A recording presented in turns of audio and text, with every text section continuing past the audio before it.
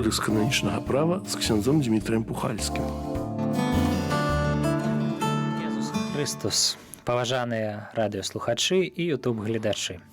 Мы радыя вітаць вас сёння у студыі Радыё Марыя на праграме Кодекс кананічнага права з ксяндзом Дмітрыем Пухальскім. Нягледзячы на тое, што часта наша праграма выходзіла не надта рэгулярна, вось ужо другі тыдзень запар мы сабраліся.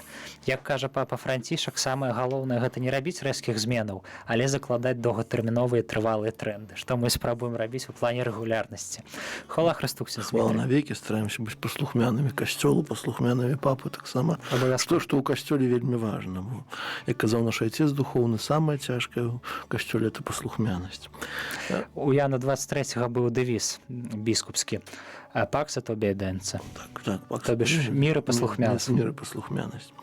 Ось, то сёння, можа, я пачну з пытання, якое прыходзіць просто на працягу астатняй тыдня 2 разы ў куры прыйшлі амаль тыя самыя пытанні.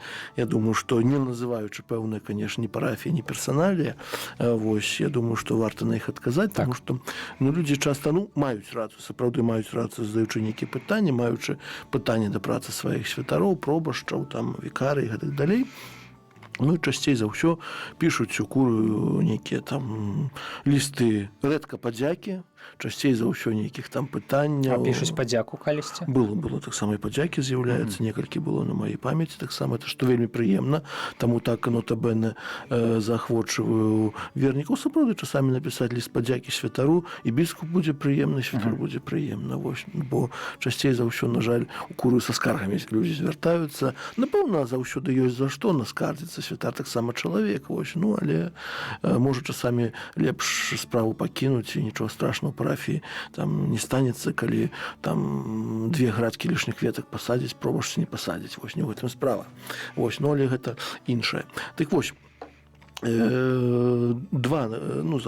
астатнія, скажем так, 10 дзён было такі зварота у куры ад вернікаў розных парафій. Вось, там пісалі пра розныя справы, якія ўсё парафіі, не буду ўхадзіць у гэтыя. Вось, толькі пытанне ў двух, значыць, у гэтых зваротах было аднолькавае. Вось, прасілі ксяндза біскупа, вось, памяняць пробашча на той ці іншай парафіі. І тут я, скажем, даў такія адказы, на што мне людзі адказалі дзякуй за дыпламатычны адказ, і на гэтым скончылася. Справа ў чым, што ў гэтых парафіях працуюць святары, якія належаць да манаскіх інстытутаў. І калі мы кажам пра трэба так, я некалі пра гэта можа ўжо казаў, вось, але добра, каб вернікі ведалі эту сітуацыю. Ёсць святары так званыя дыцэзіяльныя, якія, скажем так, належаць да архідыецэзі, да мінска-магілёўскай, напрыклад, архідыецэзі, святары, якія, скажем, іх непасрэдным кіраўніком, скажем так, з'яўляецца дыцэзіяльны біскуп дыецэзі там, дзе яны знаходзяцца. На сённяшні момант у нас як такого дыцэзіяльнага біскупа няма, ёсць апостальскі адміністратар, але тым не менш ён таксама з'яўляецца кіраўніком дыецэзі і паўнамоцтвы амаль усе дыцэзіяльнага біскупа мае. Гэта справа святары дыцэзіяльныя, але да гэта ёсць святары законныя, то есть законныя парафіі, якія абслугоўваюць, у нас ёсць шматлікія там капуцыны, кармеліты, палатыны, дамінікані, гэтак далей. Вось, яны таксама абслугоўваюць пэўныя парафіі, толькі тут ужо справа трошкі іншая. Тут ужо настаяцель, потому што гэтыя людзі належаць да манаскіх інстытутаў, і іх ужо паслухмянасць абавязвае да іх настаяцеляў.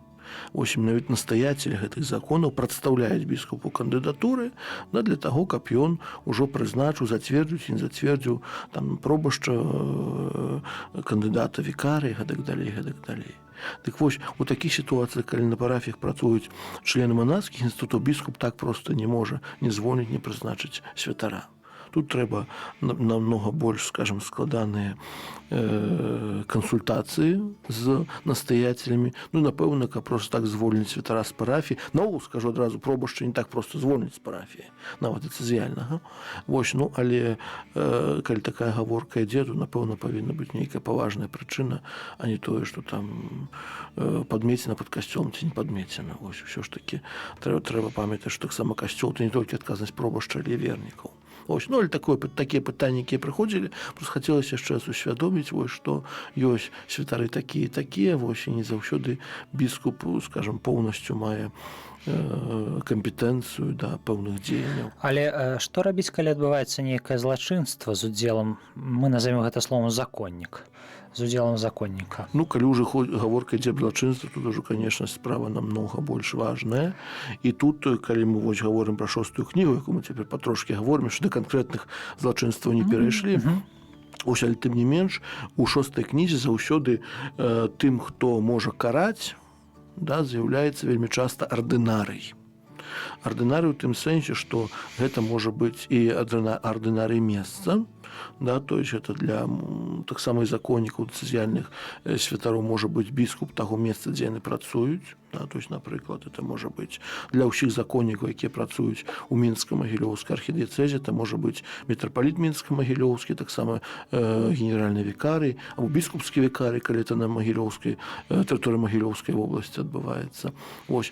Але таксама для законных асобаў ардынарыем з'яўляецца, ну, для мужчынскіх, уж будь дакладна кажучы, для мужчынскіх законаў, якія маюць клерыкальных так званых, да, то есть якія асноўным функцыям маюць выкананне ўлады пасвячэння, з'яўляецца таксама іх настаяцелі, ці гэта правінцыялы, ці гэта інспектары, ці это там кустоды, ці у кожнага па-свойму это называцца можа. Ось, то есть нейкія іх вышэйшыя настаяцелі. І там яны падлягаюць уладзе і аднаму, і другому. То есть і адзін, і другі можа стасаваць працэс пакаральны. Але звяртацца верніку, ну, да каго?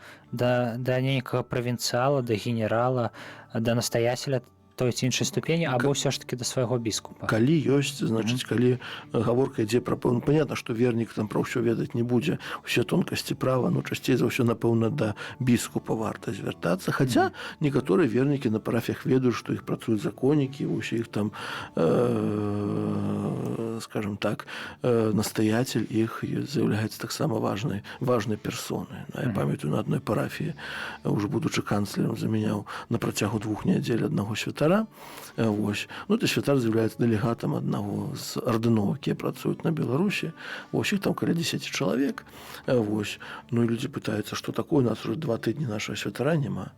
Ну, і адна жанчына говорить, наш пробашч, ведаеце, ён цэлы там дэлегат такого-то, такого-то ордена. А хто там куря? Куря там нічого страшного. Да. Куря, біскуп, нічого не варта. Поэтому, как бы, люди ведаюць часамі, да, тут залежыць уже ад пробашча, наколькі каго яны прамовяць, да, ці уладу, скажем, сваю законную, ці уладу біскупскую.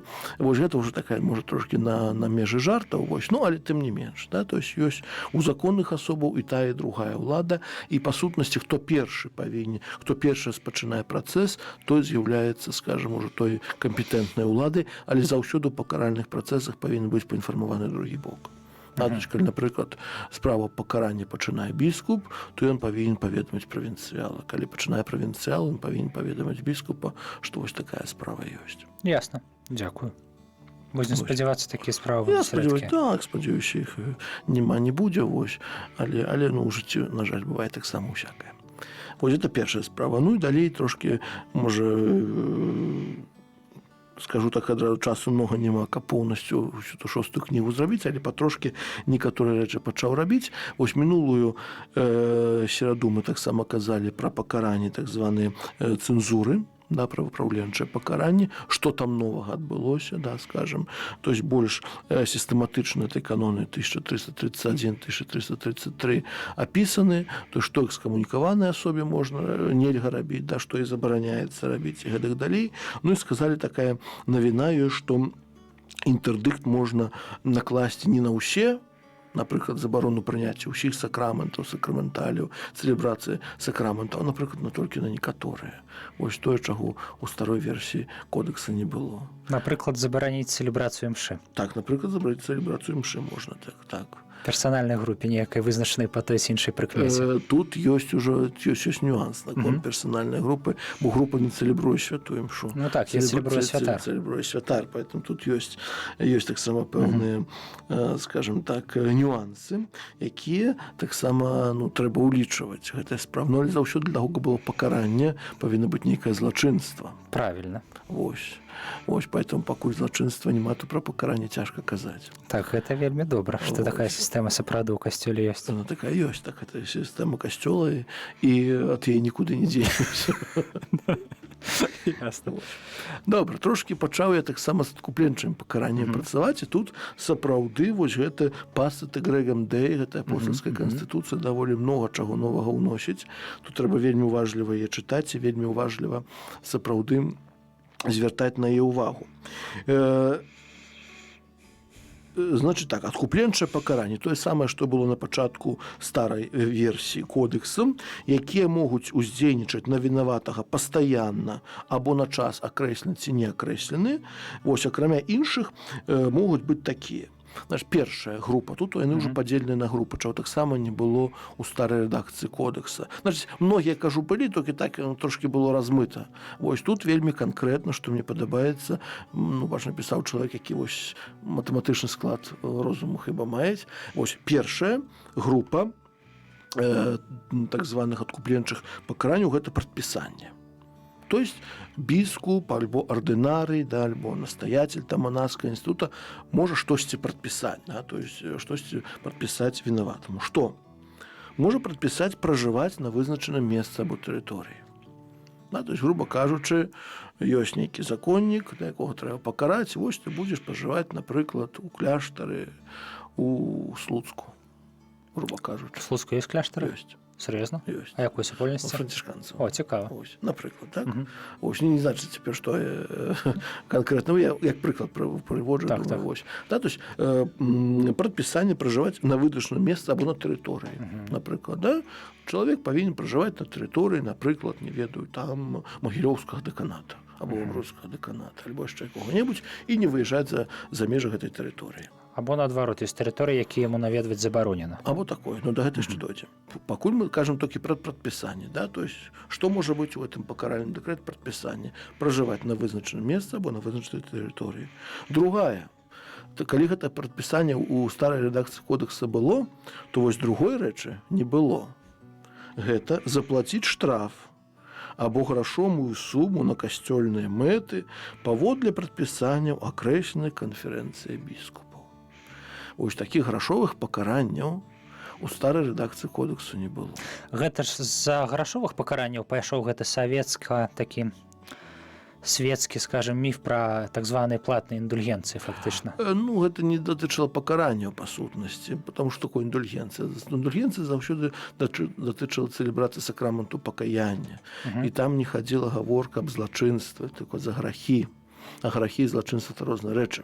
Ну, але гэта як было аформлена? Прадпісвалася як форма пакуты, а за пакуту там ахвярую нейкія грошы царкве, так? Ну, напэўна, можа, некаторыя былі, скажем так, надужыванне гэтай справы. Але, ў прынцыпе, пытанне даследавалася ці не? Да. Даследавалася. Індульгенцыі заўсёды былі бясплатныя, то есть яны ніколі з індульгенцыі. Понятно, што можа дзесьці хтось і там штосьці. Але ці можна на споведзі, вось такое цікавае пытанне практычна ўзнікае, ці можна на споведзі, мы не бярем зараз гаворку умоў для атрымання адпустаў, хаця тэарэтычна ж дыяцэзіяльны біскуп ён можа ставіць нейкія персанальныя адпусты сваёй улады ці не? Не можа. Ну але ці можа пантыфік? Пантыфік можа. І ці можа ён установіць умовай адпуста ахвяравання грашовае? Можа, чаму не? А ці можа вось святар, які спавядае нейкага чалавека, даць яму за пакуту таксама, ну, гэта штрафам называць нельга, але запатрабаваць нейкага ахвяравання. Ну, тэарэтычна можна заўсёды, скажем, толькі тут варта ў чалавека запытацца, ці можа ён такую пакуту. Ну, ясна, але вось сітуацыя. Напрыклад, нейкая жанчына зрабіла аборт, і ёй за пакуту могуць даць зрабіць грашовае ахвяраванне пэўнай сумы ці няпэўнай у нейкі фонд, які займаецца якраз такі прапагандай абароны жыцця. Можа быць. Гэта не забаронена. Не забаронена, толькі зноў-такі заўсёды это ўжо такое святар павінен, даючы пакуту, запытаць у чалавека, чи ён здольны гэта зрабіць. Бо, напрыклад, понятно, сам пакута можа быць там пілігрым кудысьці здзейсніць, але ці можаш ты гэта зрабіць? То есть ці можаш паехаць. Таксама ці можаш ту грашовую суму заплаціць. Ну, то есть тут ужо. Поэтому святар заўсёды павінен. А калі ў гэтым уся фішка? Даць такую пакуту, каб менавіта чалавек не мог яе нармальна выканаць, каб гэта ператварылася ў такі цяжкі квест. Ну, то ж мы ж не гаворым пра нейкія квесты, толькі мы гаворым пра цэлебрацыю сакраменту Божай міласэрнасці. Ну, ясна. Все-таки тут галоўнае, што ёсць, гэта скруха чалавека. Вось. шкадаванне за свае грахі, вось і жаданне, ну, наколькі можна. Понятно, што свае грахі адкупіць нельга, пан Езус іх адкупіў на крыжы, і любая наша пакута, любое наше дзеянне, што мы зробім, то можа быць там нейкім, як кажуць матэматыкі, умаленькае, так, ад таго, што Езус зрабіў на крыжы. Поэтому, напэўна, ніхто не ставіць задачу, і касцёл ніколі не ставіў задачу, каб зрабіць пакаранне ці пакаянне чымся такім невыносным для чалавека. Так, ён можа быць лекарствам, да, то есть лекарства можа быць не заўсёды прыемнае, вось, ну, але ўсё ж такі чалавек павінен быць на сілах яго выканаць. Ясна. Але таксама я хацела удакладніць, ці з'яўляецца выкананне пакуты умовай для адпушчэння грахоў. Я не памятаю, абмяркоўвалі мы гэта ці не, але па гэтым пытанні ўвесь час дыскутуюць людзі. Так. Это нібыта, ну, як бы адна з 5 умоў добрай споведзі, так? Але калі ты не выканаў пакуту, тады што, ты не можаш прыступіць да іншай споведзі на практыцы? Ну, трэба сказаць аб этом на споведзі. Трэба сказаць, што не выкануў. Вось я адзін раз не выканаў, сказаў, мяне развярнулі, але гэта мой асабісты прыклад, ён ні аб чым не кажа. Не, ну, как бы, калі чалавек прыходзіць да споведзі, ну, я звычайна тады кажу за 2 споведзі памаліцца, альбо зрабіць то-то, то-то. Але, ў прынцыпе, грахі будуць адпушчаныя, нават калі яна не выканана. Ну, опять же, зноў-такі, выконваючы пакуту, я згаджаюся з тым, што, па-першае, што Бог мне грахі адпускае, да, то есть, бо адна з умоў споведзі направленне выкананай прычыннай крыўды, так, альбо то, што мы называем. Вось, поэтому, напэўна, трэба гэта зрабіць. Поэтому що касцёл заахвочвае да гэтага вельмі моцна. Калі не, ну, то за 2 споведзі адну там можа неяк святар это павінен. Конечно, святар сваёй уладай можа гэта зрабіць. Вот. Ну, але чыста сакраментальна, калі ты памрэш, не выканаўшы пакуту, чыста тэарэтычна? Калі, да, адпушчэнне грахоў было. Адпушчэнне грахоў было. Вось, адзіная сітуацыя, кажу, калі няма адпушчэння, пакуль там ёсць адна сітуацыя, вызначана ў каноне 1357, калі ёсць фальшывае данясенне на святара, што ён падчас споведзі прымушаў да граху супраць 6-й запаведзі. Да. Але і яна таксама пад пагрозай смерці, напэўна. Пад пагрозай смерці ўсе, вось. Ну, але адзіна, то есть, калі нельга ўдзеліць адпушчэння грахоў, пакуль не выканана пакута. Ясна. Дзякуй шчыра. Але гэта мы трошку адышлі ад тэмы, бо гаворка ў 6-й кнізе вядзецца пра злачынства, то есть, не пра грахі, то есть, мы не на маральнай тэалогіі цяпер, толькі мы цяпер менавіта займаемся вось ужо. І гаворка пра штрафы, якія спалучаюцца з інтэрдыктамі. Не, гэта ўжо мы гаворым пра адкупленчае пакаранне. То есть, цэнзуру мы закончылі. Цэнзура скончылася. Была экскамуніка, інтэрдыкт, суспенс. Па сутнасці там мала што памянялася, кажу, больш так структурна яны выглядаюць цяпер. Ну і змена асноўна, што інтэрдыкт можна накласці на нейкую частку, да, то есть, частку сакраментаў, частку сакраменталю, гэтак далей. Цяпер кажам пра пакаранне экспіяцыйнае, да, то есть, адкупленчае пакаранне, да? Мы пагаварылі пра забарону пражываць і пра штрафы. Не пра забарону, мы казалі пра прадпісанне. Прадпісанне забіраюць, пражываць месца або тэрыторыі, або штраф, або нейкую грашовую суму на касцёльныя мэты паводле прадпісання акрэсленай канферэнцыі біскупаў. Да? То есть, понятно, што пакуль яшчэ эта кніга ў жыццё не ўвайшла, увойдзе ў жыццё з 8 снежня 21 года. Вось, ну і понятно, што канферэнцыі біскупаў пакуль яшчэ нічога не прадпісалі.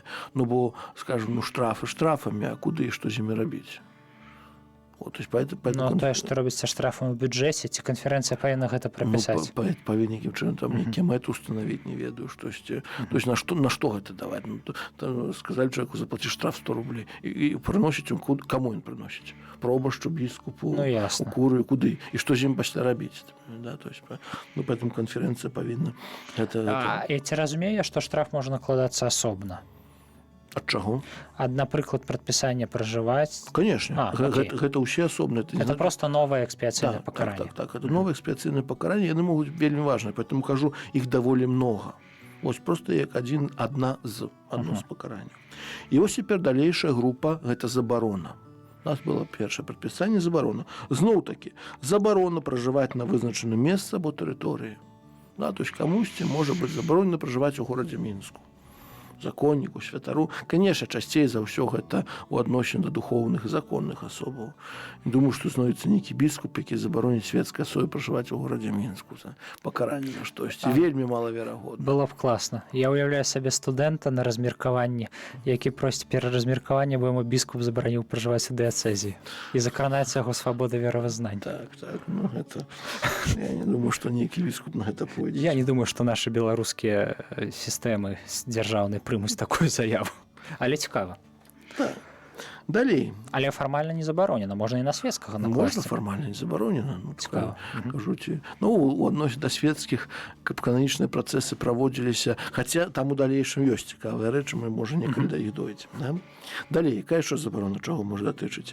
Забарона выконваць у акрэсленым месцы або на акрэсленай тэрыторыі, або па-за імі, то есть па-за закрэсленым месцам, або па-за тэрыторыі усе або некаторыя пасады, даручэнні, служэнні, функцыі, або толькі некаторыя заданні звязаны з гэтымі пасадамі або даручэннямі. Груба кажучы, да, калі часцей кажам пра святара. Святар з'яўляецца, не ведаю, пробашчам парафіі, выкладчыкам у семінарыі, напрыклад, суддзёй у судзе, у куры там дзверы адкрываюць, там штосьці яшчэ, і можа быць якое пакаранне. Пакаранне, напрыклад, выконваць все або некаторыя функцыі. Напрыклад, будзе забаронена у горадзе Мінску, напрыклад,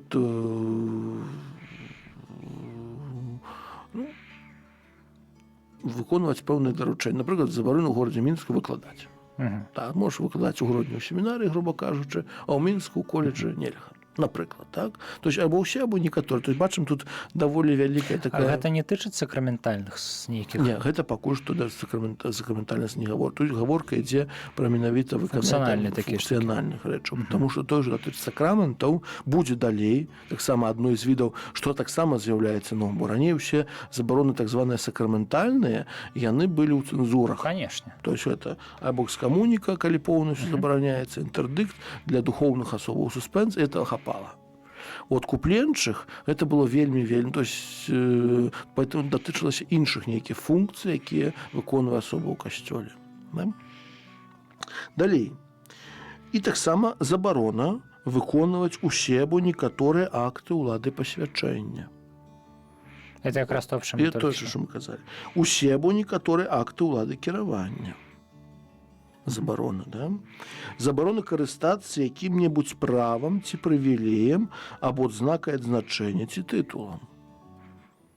Таксама, да, напрыклад, каноніка, тытул каноніка можа біскуп забараніць карыстацца, да? Таксама забарона мець актыўны або пасіўны голас у кананічных выбарах або браць удзел з правам голасу ў касцёльных радах і калегіях. Ніколі не чуў пра кананічныя выбары.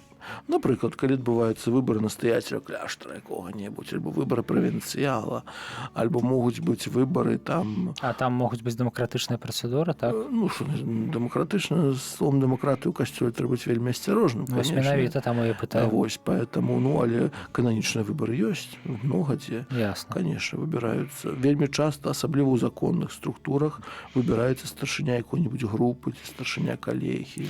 Ясна. Ну, выбары касцёла, агульны касцёл, выбары папы, напрыклад, таксама адбываюцца, таксама паводле прадпісанняў права. А наконт гэтых рад, ці можна на практыцы забараніць некаму ксяндзу, ці там свецкаму быць членам вось гэтай нашай свецкай, зноў жа, такой дзяржаўнай парафіяльнай рады, быць на чале вось гэтай вось? Можна і забараніць такое. Можна таксама забараніць такое, таму што... Двадцаткі ці як яны там фарміруюцца? Не, значыць, ну, тут ёсць, скажем, тут... А, двадцатка фарміруе проста абшчыну, а рада яна асобна ўнутры абшчыны. Так. Потом усе выбіраюць раду, і старшынёй гэтай рады можа быць або пробашч, альбо таксама можа быць свецкая асоба. Вось, часцей, а так у нас пробашч, калі ён з'яўляецца іншаземным грамадзянінам, не можа ўзначальваць. І звычайна гэта нейкая пабожная жанчына. Тады, звычайна, жанчына, або мужчына часцей за ўсё. Вельмі часта мужчына ўсё ж такі, каб такія справы. І вось біскуп можа забараніць удзел нават у такіх арганізацыях, якія, ў прынцыпе, не акрэслены касцёльным правам, а з'яўляюцца чыста свецкімі беларускімі. Чаму? Таму што права, канешне, таксама акрэслівае парафіяльныя рады, душпастарскія, эканамічныя рады. тут тоже таксама можа Яно быць просто супадае ў дадзеным выпадку. так яны могуць быць таксама біскуп забараніць нейкаму святару, напрыклад, удзельнічаць у эканамічнай радзе ці ў дыяцэзе ці ў парафіі, да? То есть, напрыклад, свецкі лічаць тацу, пробач не датычыць да яе. Напрыклад, можа быць такое. То есть, бачым, усе гэтыя забароны. Якая яшчэ можа быць забарона новая, чаго не было? Забарона насіць духоўны або законны строй. Вопратку, законную або духоўную. Сутанну, грубо кажучы. Я не магу уявіць сітуацыю. Ну, чаму? Напрыклад, святару на год забараняецца цэлебрацыя сакраменту, эўхарыстыі, да, забараняецца паяўляцца ў горадзе Мінску, напрыклад, альбо на тэрыторыі Мінска-Магілёўскай архідыяцэзіі. Вось, понятна, што дзесьці чым павінен заняцца, ну, часцей за ўсё будзе забарона ўжываць духоўны стан, ну, і духоўную вопратку. Каб не спакушаць свецкіх. Ну, так. Бо є ж такі канон, што калі свецкі папросіць кагосьці адслужыць імшу і невядома пра экскамуніку, то нельга адмовіць. Так. Ну, ёсць такое. Ясна. Так. І каб, груба кажучы, не было спакусы ў людзей звярнуцца лішні раз. Розная прычына. Ну, калі чалавек не можа цэлебраваць святую імшу па сутнасці, да, то ён не можа выконваць святарскія абавязкі, навошта яму духоўны стан, строй. Ну, розныя ж падыходы да Ну, гэтага. ёсць розныя падыходы. Але... А ці нельга прадпісаць наадварот насіць яго? Як пакаранне не. Ясна. Як пакаранне не. Гэта абавязак. Насіць духоўны строй, вось, ну, але не пакаранне. Ясна. Самое пакаранне. То глупа было пакаранне насіць духоўны строй. Ну, вы ведаеце, ёсць такія святары, якія не апранаюць духоўны строй ніколі, як толькі ў касцёл. Ведаю. І для іх гэта можа быць своеасаблівым, может быть, не пакараннем, але практыкаваннем у дысцыпліне. Ну, это уже іншая справа. Ну, але зноў-таки, калі мы кажам пра пакаранне, то павінна быць злачынства. Ну, конечно. А не насіць духоўны строй, это ўсё-таки не злачынства. Можа быць такое не до конца добрая справа, вось, але, напэўна, не злачынства. Ясна. Да? То есть это другая группа, это была забарона, да, то есть первое предписание, другая забарона. И бачим, что заборон довольно много. Ну, папа Францішк, он так пашырае колькасць пакаранняў, гэта даволі цікава назіраць. Ну, это пакаранне, скажем, такие откупленчыя, то есть как бы, ну, але тым не менш, да, гэтага раней не было. Далей, третья группа, гэта пазбаўленне. Пазбаўленне, да? Чаго можа быць пазбаўленне? Заўсёды ці не? Так мы казалі, можа быць назаўсёды, можа быць не назаўсёды. На акрэслены ці не на акрэслены час, да? Чаго можа быць пазбаўленне? Усіх або некаторых пасад, заданняў, даручэнняў, функцый, або толькі некаторых заданняў, звязаных з пасадамі ці даручэннямі. Да? Напрыклад, ну, зноў-такі, у ксяндза пробашча многа абавязкаў, можа некаторыя з них біскуп там забараніць выконваць, пазбавіць, да, даручэння таго ці іншага.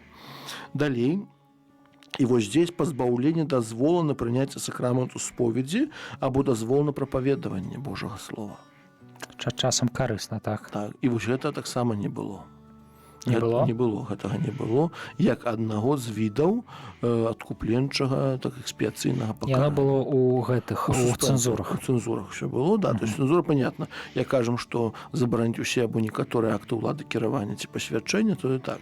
Але асобна такого прадпісання дазволу на прыняцце сакраменту споведзі або дазвол на прапаведаванне Божага слова, такога не было. Таксама пазбаўленне чаго? То таксама новая рэч, дэлегаванай улады кіравання. Што гэта такое? Зноў трэба вярнуцца ў першую кнігу, якую мы ніколі ўсё-такі ніколі не зробім. Мы вернемся да. Да, можа вернемся. Адназначна. Дай Бог, калісьці вернемся. Да, то есть ёсць улада кіравання. Так, улада кіравання, якая звязана уладай пасвячэння, скажем так, уладу пасвячэння маець улада пасвячэння з'яўляецца, ну, грубо кажучы, фундаментам для улады кіравання. Ну, у дыяцэзі, скажем так, біскуп, калі так простай мовай гаварыць, не ўваходзячы ва ўсе там тонкасці гэтай справы, біскуп мае уласную уладу кіравання. То есть сам свой пасады ён з'яўляецца кіраўніком там дыяцэзі, грубо кажучы. Але пэўных рэчах ён эту уладу можа дэлегаваць камусьці. Камусьці можа дэлегаваць усё бо некаторую уладу, да, то есть, напрыклад, можа дэлегаваць там рабіць нейкія там дакументы, звязаныя з пэўнай справай, да. Можа дэлегаваць якуюсьці уладу, напрыклад, выканаўчую. Да? Напрыклад, ён камусьці дэлегуе, напрыклад, просіць там канцлера забіць то альбо іншае. Дык вось, як пакаранне, Але гэта ж павінна быць аформлена. конечно. Ну, бо проста прасіць канцлер гэта звычайная справа. Ну, прасіць, але, напрыклад, акт улады кіравання на якосьці, да? Або кагосьці зрабіць там, не ведаю, біскупскім вікарым ці генеральным вікарым. Это ўжо дэлегуецца свая ўлада. Дык вось можна пазбавіць гэтай дэлегаванай улады кіравання. Таксама, як адна з відаў пакарання, якога раней не было. Далей, чаго што можа пазбавіць? Некаторых правоў ці прывілеяў, адзнакаў ці тытулаў. Можна іх пазбавіць. Да? То есть, там было можа забарона карыстацца на нейкі час, напрыклад, а тут можа поўнасцю пазбавіць. Так? Далей можна пазбавіць чаго? Поўнасці або часткі касцёльнага ўзнагароджвання паводле зноў-такі прадпісані устаноўленых канферэнцыі біскупаў, захоўваючы прадпісанне адпаведных канонаў. Да, то есть можна пазбавіць, скажем, нейкай касцёльнай выплаты, калі чалавек... Можа, калі яна ёсць, конечно. Калі яна ёсць, да, і калі ён атрымлівае згодна з нейкай пасадай. Вось гэта трэцяя група такіх пакаранняў. Ну і астатняе, яна вельмі такая, скажем, напісана вельмі мала, але найбольш цяжкая, гэта выдаленне з духоўнага стану. То есть выдаленне з духоўнага стану... Але стоп, тут гэта не як цэнзура? Не, абсолютно не. Потому что мы уже казали, цензура, ну яшчэ будем казаць про тое, что чым цензура так званое выпраўленчае пакаранне. Ну, для выпраўлення. Для выпраўлення. І калі чалавек выпраўляецца, ён ідзе да ардынарыя, гаворыць эксцэленцыя, я выправіўся і прашу пакорна мяне прабачыць і зняць пакаранне. І тады біскуп павінен гэта зрабіць. То есть біскуп, ну, конечно, ён не мае, скажем, падстаў не верыць чалавеку. Так само, як да споведзі чалавек прыходзіць каяцца, што б не зрабіў, ну, калі прыходзіць да споведзі, ну, святар не мае падставы не верыць, што ён не каецца, напэўна, каецца. Так само тут, калі было гэта знешняе парушэнне, то есть было злачынства, было накладзена нейкае пакаранне, цэнзура, нават экскамуніка, да, то есть нават там суспенса ці штосьці іншае. Вось, але калі чалавек прыйшоў, да, эксцэленцыя, я зразумеў сваю памылку, я выправіў і прашу з мяне зняць гэтае пакаранне. І біскуп не можа не зняць. Ну так, гэта цэнзура. Гэта цэнзура. Але экспіяцыйныя пакаранні, яны служаць таму яны называюцца адкупленчымі, каб некую шкоду выправіць. Так. Але як можна выправіць шкоду, выдаліўшы чалавека з духоўнага стану? Ну, таму што можа быць настолькі вялікую шкоду, якую чалавек... Бо часцей за ўсё, калі гэтае пакаранне, гэта то, што звязана з справамі педафільскімі, часцей за ўсё. Да, то есть настолькі вялікая крыўда зроблена, ты можаш 25 разоў прасіць прабачэння, але ўжо святаром быць не можаш. Ясна, то ўсё ж такі годнасць святарства службовага, ну, яна, калі такія рэчы ў жыцці чалавека здараліся, перш ніхто не даць гарантыі, што яшчэ не здарыцца. Вот. Ну і па-другое, ўсё ж такі... Але што яшчэ гэта можа быць? Нейкі удзел у нейкіх сатаністычных тэрарыстычных рытуалах? Напрыклад, калі гаворка ідзе аб прафанацыі, еўхарыстыі, ну, там таксама. Яна, выдаленне з духоўнага стану ніколі не будзе заўсёды ідзе за мноства дзеянняў, то есть за рэцыдзіў, па сутнасці. За адно злачынства, каб было выдаленне, ну, то не часта. Але вось глядзіце, возьмем прыклад педафіла. Ужо проста часта людзі размаўляюць пра педафілію, чаму б не ўзяць. Зуслоўлены нейкі педафіл. Ну, ён там, значыць, адсядзеў, што называецца, у адпаведнасці са свецкім правам. Потым выйшаў, і ці можа біскуп яго пакараць у адпаведнасці з касцёльным правам такім экспіяцыйным пакараннем, як, напрыклад, забарона служыць імшу дзецям. Ну, тут трэба... І ўдзяляць іншыя сакраменты. Тут, па-першае, трэба раздзяліць две справы. То, калі мы кажам пра хрысціяніна, ці мы кажам пра святара. Бо вы кажаце, калі там чалавек, тады біскуп не толькі можа, ім павінен правесці працэс, таму што два працэсы заўсёды праводзяцца паралельна. І свецкі працэс праводзіцца паралельна, і касцёльны працэс праводзіцца паралельна. Тут няма магчымасці, каб біскуп не правёў гэтага працэса. Іншая справа, што вельмі часта гэтыя працэсы, то есть касцёльнае права намнога больш у гэтай сітуацыі цвёрдае, жорсткае, чым дзяржаўнае права. Ну так. Так, Што паказвае тут суд штата Вікторыя. Нашы Напрыклад. пастаянныя гледачы зразумелі, пра што гаворка. Напрыклад, ну, бо ўсё ж таки касцёльнае права заўсёды гэты цэнз узрост на 18 гадоў. Дзяржавы ўсё-таки могуць там 15, 16 гэтак далей. Касцёла цвёрда 18. У нас, дарэчы, 16 у дзяржаве, калі хто не ведае. Так. А ў касцёле 18? У касцёле 18. Поэтому, калі... То есть чалавек можа быць не каральны ўжо по дзяржаўнаму праву, але будзе каральны по касцёльнаму праву. Так. Але ці заўсёды гэта выдаленне з духоўнага сану? Можна ж сапраўды, кажу, абмежаваць кантакт з дзецьмі, прапісаўшы гэта. Поэтому я кажу, выдаленне гэта заўсёды... Ну, калі... Конечно, практыка тут кангрэгацыі трэба глядзець, но вось памятаю, такі прафесор у нас яшчэ выкладаў в Венецыі, кажа, заўсёды ўсё-таки гэта выдаленне, гэта рэцыдзіў, альбо калі там было штосьці такое. Вось, якія бываюць сітуацыі цяпер, ну, калі мы зноў-такі пра педафілію гаворым, тут трэба вельмі асцярожна да гэта ўсё падыходзіць, вось, таму што зноў-такі з слоў гэтага прафесара, вось там вельмі малы працэнт пацвярджаецца толькі абвінавачванняў, якія ёсць, каля 10, то есть это вельмі мала. І вельмі часта людзі заяўляюць сёння аб тым, што было 30, 40, 50 гадоў таму назад. Першае пытанне, чаму не звярталіся тады, ладно. Вось. Ну і другое пытанне, цяпер штосьці даказаць, то бывае вельмі цяжка. Другая справа, што ты вінаваты, падазраваны, на якога даносіць, калі это было 30, 40, 50 гадоў таму назад, сёння гэтыя дзядулькі, якім там 70, 80, 90 гадоў можа быць. Понятно, такого чалавека выдалі з духоўнага стану, калі ён часта ўжо хворы, ну, стары хворы чалавек, і што яму рабіць тады? Понятно, чалавек выдаляе з духоўнага стану, а дзе ён будзе жыць, што ён будзе... То есть такія звычайныя рэчы, то есть такіх ужо старэйшых людзей не выдаляюць з духоўнага стану ўжо там. Там, да, забараняецца, можа, цэлебрацыя імшы публічная, штосьці, но але калі чалавек ужо... Тут просто трэба заставацца чалавекам заўсёды, і касцёл стараецца заставацца чалавекам. Вось поэтому... Але вось хацеў яшчэ спытаць, выдаленне з духоўнага сану, калі чалавек спрабуе ўзяць, ну, маецца на ўвазе святар, спрабуе ўзяць сакрамент сужэнства. Гэта належыць да пакаранняў ці не? Так, толькі гэта ўжо там ёсць цэлая працэдура. Да, то есть одна справа, калі чалавек, напрыклад, спрабуе заключыць сужэнскі саюз, да, то есть ідзе в ЗАГС, сам распісаўся, гэтак далей, ну, тады понятно, што біскуп павінен, ардынарый, права гаворыць, ардынарый павінен яго суспендаваць, да, ну, і пасля ўсё ж такі прасіць, каб ён вярнуўся, памятайся, вярнуўся, да. Але калі на працягу 5 гадоў святар гэтага не зрабіў, ён павінен распачаць працэс аб выдаленні. Але так, але тут гэта вы маеце на ўвазе менавіта свецкі шлях, што называецца ўзяць шлюб.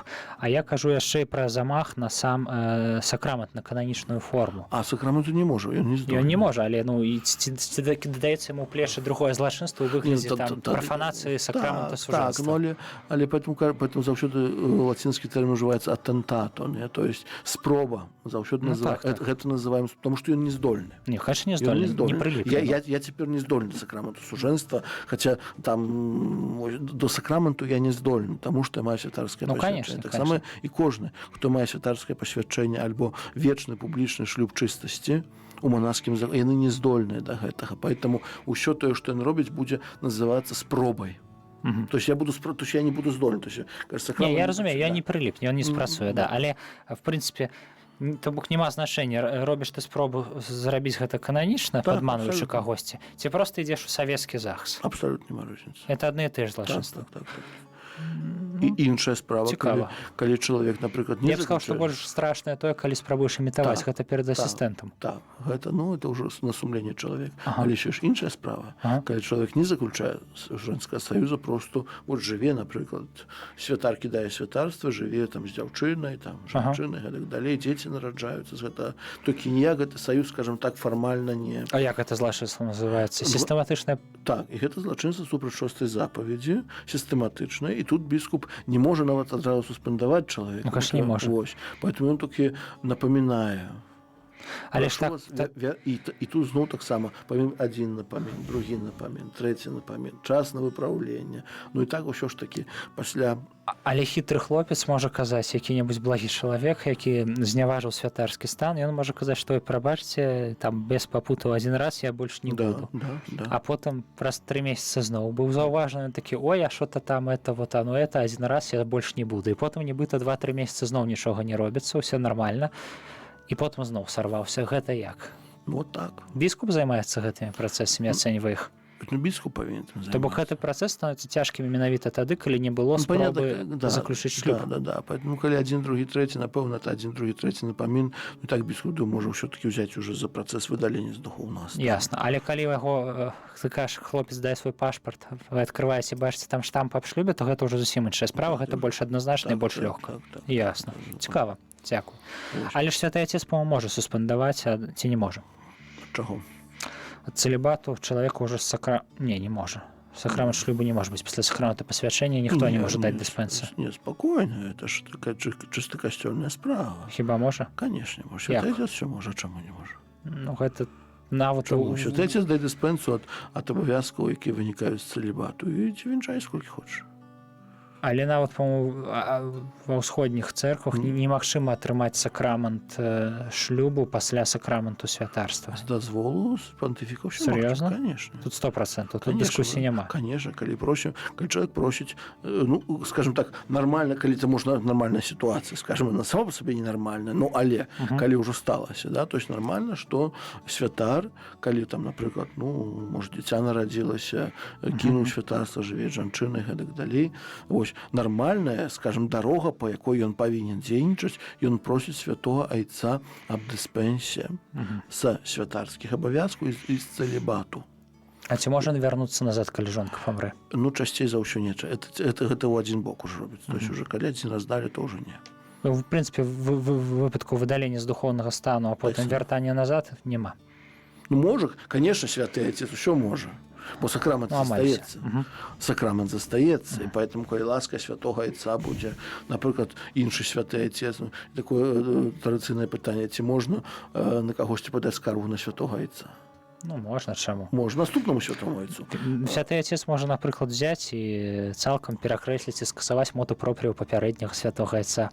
Часам такое адбываецца, людзі кажуць. Не то, што скасаваць, перакрэсліць, не, можа новае напісаць. Ну, і сказаць, што старае не мае больш моцы ў ім. Можа, гэта яго права, Так, гэта сапраўды цікава. Гэта права святого Айца. Так.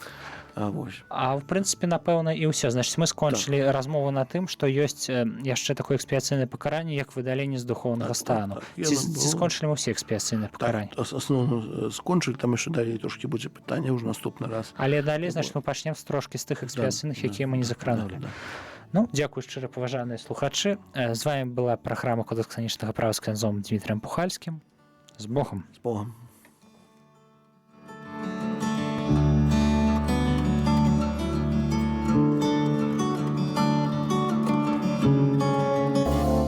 Слухали перадачу «Кодекс кананічнага права» з ксяндзом Дмітрыем Пухальскім.